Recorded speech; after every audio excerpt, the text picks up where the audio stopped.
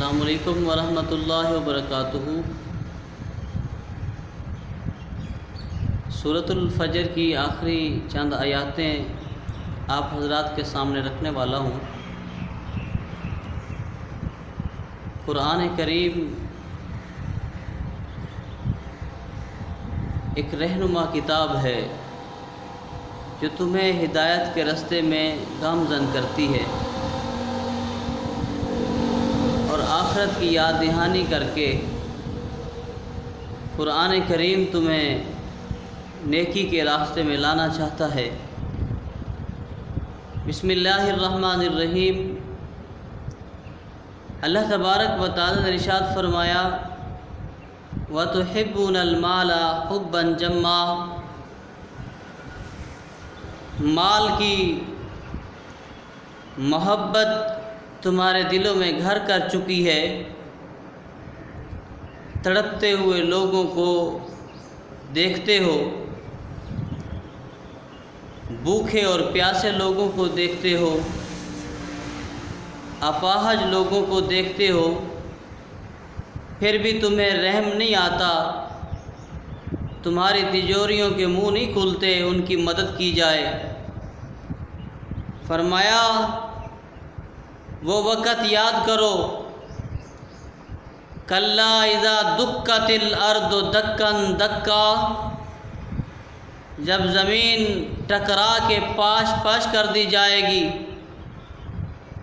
ہاں زمین ٹکرا کے پاش پاش کر دی جائے گی۔ اور وَجَاءَ رَبُّكَ وَالْمَلَكُ صَفًّا صَفًّا، اور تمہارے رب کا حکم آئے اور فرشتے قطار بنا کے تمہارے رب کے سامنے کھڑے ہوں گے۔ کہا کہ تم جو فرشتے جو نور سے بنے ہیں، جنہوں نے پوری عمر کوئی گناہ نہ کیا، وہ بھی تمہارے رب کے سامنے قطار میں کھڑے ہوں گے۔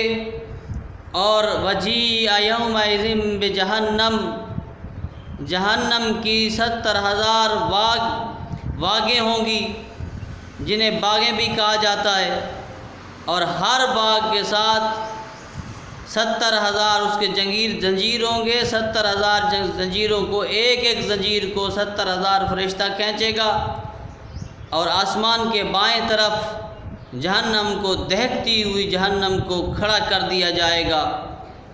اور انسان یومئذ یتذکر الانسان، اور اس دن انسان آدمی سوچے گا، کیا سوچے گا؟ وَأَنَّىٰ لَهُ الذِّكْرَىٰ، اب سوچنے کا وقت ہی نہ ہوگا کہ زندگی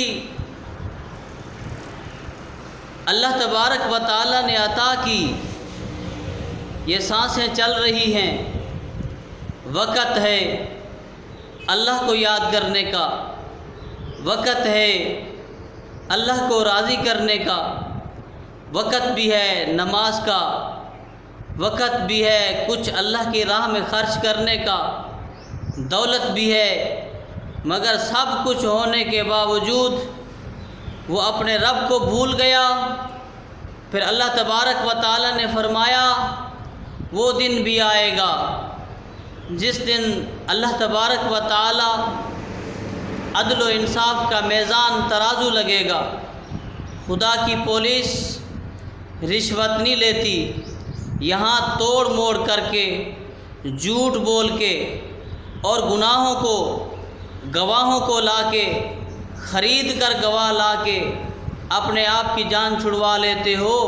جب اللہ کا عدل و انصاف کا وہ میزان لگے گا، پھر رب کے حضور پیش ہوگے۔ فَمَن يَعْمَلْ مِثْقَالَ ذَرَّةٍ خَيْرًا يَرَهُ، ذرا برابر نیکی بھی تمہارے رب کے سامنے ہوگی۔ وَمَن يَعْمَلْ مِثْقَالَ ذَرَّةٍ شَرًّا يَرَهُ، ذرا برابر اگر بدی ہوگی تو وہ بھی اللہ کے سامنے ہوگی۔ پھر کہو گے کہ کیا ہو گیا کہ آج تو میرے ہاتھ بھی میرے خلاف ہیں، میری کان بھی میرے خلاف ہیں، میرے پاؤں بھی میرے خلاف ہیں۔ اللہ تبارک تعالیٰ فرمائے گا اے انسان سوچ، وہ وقت جس وقت تو غفلت میں رہا، جس وقت تو اپنے گھمنڈ اور تکبر میں رہا، وہ وقت سوچ اور اب فکر کر کہ تو اب کہتا ہے یومئذ یتذکر الانسان وانیٰ لہ الذکریٰ، کہ کاش میں سوچتا ہوں کہ اس وقت مجھے کچھ سمجھ میں آ جاتا اور میں آگے کے لیے کچھ لیکی بھیجتا۔ فرمایا یقول یا لیتنی قدمت لحیاتی، اور کہے گا ہائے کسی طرح میں نے جیتے جی نیکی آگے کے لیے بھیجی ہوتی، مگر نہ بھیج سکے گا تو اس وقت بڑا پچھتائے گا، مگر اس وقت کا پچھتانا تیرے کوئی کام نہ آئے گا۔ فَيَوْمَئِذٍ لَّا يُعَذِّبُ عَذَابَهُ أَحَدٌ، اور اس دن کا اس سا عذاب کوئی نہیں دے گا۔ کہا کہ جیسا عذاب اللہ تبارک و تعالیٰ کی ذات دیتی ہے ایسا عذاب کوئی نہیں دے سکتا، صرف وہی ذات ہی دیتی ہے۔ وَلَا يُوثِقُ وَثَاقَهُ أَحَدٌ، اور اس کا باندھا کوئی نہیں باندھتا۔ کہا کہ اس کا باندھا ہوا ایسا باندھنا ہے ایسا کوئی نہیں باندھتا۔ پھر وہ وقت بھی آئے گا کہ سارے لوگ اللہ کے حضور کھڑے ہوں گے، نیکوکار بھی ہوں گے، انبیاء بھی ہوں گے، اولیاء بھی ہوں گے، اور امت کے پاش لوگ بھی اسی قطار میں ہوں گے، مگر گناہ گار بھی ہوں گے، اور وہ سارے اللہ کے خوف سے اور اللہ کی دہشت سے لرز رہے ہوں گے اور پانی پانی ہو رہے ہوں گے، مگر اس وقت اللہ تبارک و تعالیٰ کی طرف سے ایک آواز آئے گی، یا ایتھا النفس المطمئنہ، اے مطمئنہ نفس آ جا میری طرف۔ اب مطمئنہ نفس کا پتہ چلے گا نا کہ مطمئنہ نفس کون تھے۔ مطمئنہ نفس وہ ہوتے ہیں جن کا دل، جن کا اندر کی دنیا آباد ہوتی ہے اللہ اور اس کے رسول سے، ان کا لگاؤ ہوتا ہے اللہ کی ذات کی طرف، وہ محبت کرتے ہیں خدا سے، گناہ ہو جائے تو ان کے اوپر پہاڑ آن گرتا ہے، اس وقت اٹھ کے توبہ کرتے ہیں۔ نبی کریم صلی اللہ علیہ وسلم نے فرمایا کہ جو توبہ کر لیتا ہے جیسے اس نے گناہ کیا ہی نہیں، کیونکہ توبہ کا دروازہ کھلا ہے۔ آ جاؤ اللہ تبارک و تعالیٰ کی ذات کی طرف، توبہ کر کے اپنے آپ کو بخشوا لو۔ اگر آج نہ بخشوا سکے تو پھر اس وقت یہ وقت ہاتھ نہیں آئے گا۔ ارجعی الی ربک راضیۃ مرضیہ، اللہ فرمائے گا میں تم سے راضی، تم مجھ سے راضی، اور فرمائے گا فادخلی فی عبادی وادخلی جنتی، میرے عبادت گزار بندوں میں داخل ہو جا اور میری جنت میں داخل ہو جا۔ اب بتاؤ کہ دنیا کی زندگی ہے، مختصر سی زندگی کی سانسوں کی ڈوری چل رہی ہے، یہ مالا ہے، کوئی پتہ نہیں نہ جانے کب ٹوٹ جائے۔ موت کی فکر میں، توبہ کی فکر میں کہ گناہ کرتا چلا جاتا ہے کہ میں توبہ کر لوں گا، توبہ کر لوں گا۔ اے انسان، توبہ کے کرنے کے بہانے سے تو گناہ تو کرتا جا رہا ہے، مگر یہ نہیں سوچا کہ زندگی کتنی ہے، کب موت آ جائے کسی کو پتہ نہیں۔